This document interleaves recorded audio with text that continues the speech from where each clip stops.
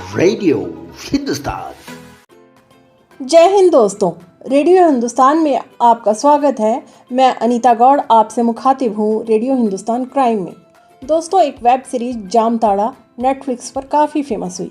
इस सीरीज़ का टैगलाइन सबका नंबर आएगा और डायलॉग तुम इतने पैसे कमा कर क्या करोगे, जामताड़ा का सबसे अमीर आदमी बनेंगे बेहद लोकप्रिय हुआ। तो ऐसे ही वाक़ये से जुड़ी खबर अभी कुछ दिनों पहले मेरे एक पत्रकार साथी ने मुझे भेजी। खबर थी दीपक और दीक्षा नाम के बंटी और बबली की गिरफ्तारी की।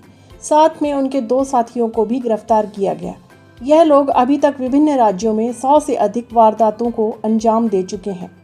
मुख्य आरोपी दीपक झा पहले कॉल सेंटर में नौकरी कर चुका है। वह पहले अपना मोबाइल रिपेयरिंग का काम चलाता था। ये चारों आरोपी कस्टमर को मोबाइल नंबर बदल बदल कर लकी ड्रॉ निकलने का झूठा कॉल करते थे। फिर जब कस्टमर इनके झांसे में आ जाता था तो वे उनसे कहते थे कि आप 18% GST का पैसा पेटीएम कर दें। कस्टमर इसके लालच में आकर उनके खाते में पैसा डाल देता था। ऐसी खबरों के तार कहीं ना कहीं आपको भारत का नाइजीरिया बन चुके जामताड़ा से जुड़े मिलेंगे।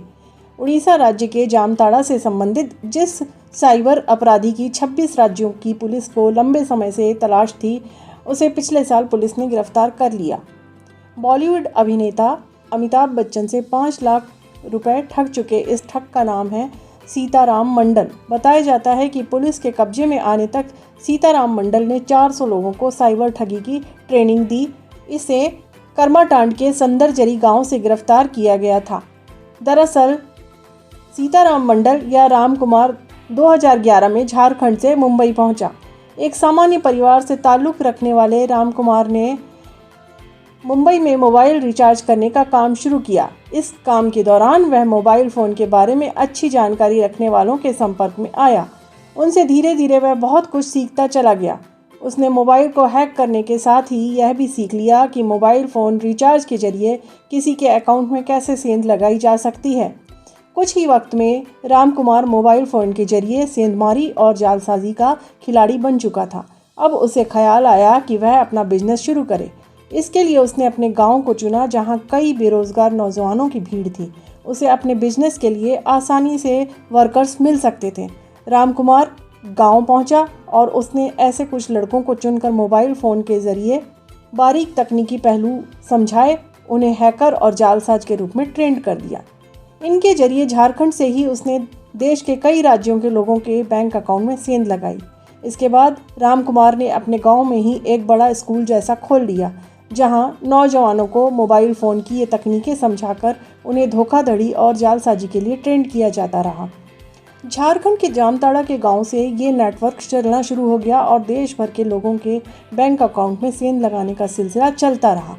अब वह अपने चेलों के बीच और गाँव के साथ ही देश भर में फैल चुके गैंग में हेलो मास्टर के नाम से पुकारा जाने लगा था।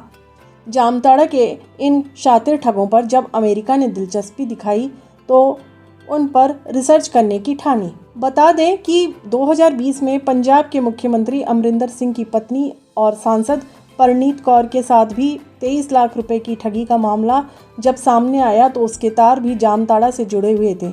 इस मामले में एक शख्स ने खुद को बैंक मैनेजर बताकर ठगी की थी।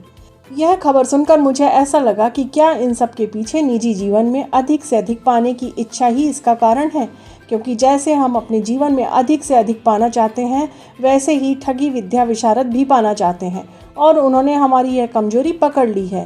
पहले वे हम पर सड़कों पर हमला करते थे, फिर हमारे घरों में करने लगे। हम उनके डर से बाहर निकलते समय नकली जेवर पहनने लगे और घरों में CCTV लगवा लिया, जिससे चोरों में पुलिस द्वारा पकड़े जाने का डर बढ़ गया। शायद यही कारण है कि अब उन्होंने आपके मोबाइल में सेंध लगा ली है और वह भी मीलों दूर बैठकर, शायद किसी और शहर या किसी और देश से, और दूर बैठकर यह पहुंच पाने के लिए उन्होंने योग्य IT इंजीनियर्स रखे हैं।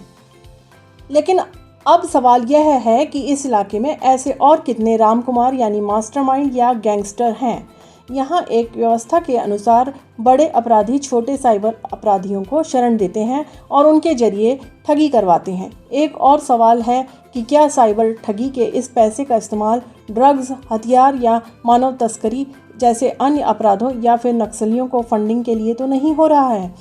पुलिस लोगों को साइबर क्राइम के प्रति जागरूक रहने की अपील करती है तथा ऑनलाइन फ्रॉड का शिकार होने पर हेल्पलाइन नंबर 1930 पर संपर्क करने की सलाह देती है। तो जब तक हमारी एजेंसियां साइबर क्राइम के इस वायरस को काबू नहीं कर लेती, हमें यह सुनिश्चित करना पड़ेगा कि चोर हमारे मोबाइल फ़ोन में ना घुसने पाए। तो आज के लिए इतना ही। नमस्कार दोस्तों। रेडियो हिंदुस्तान।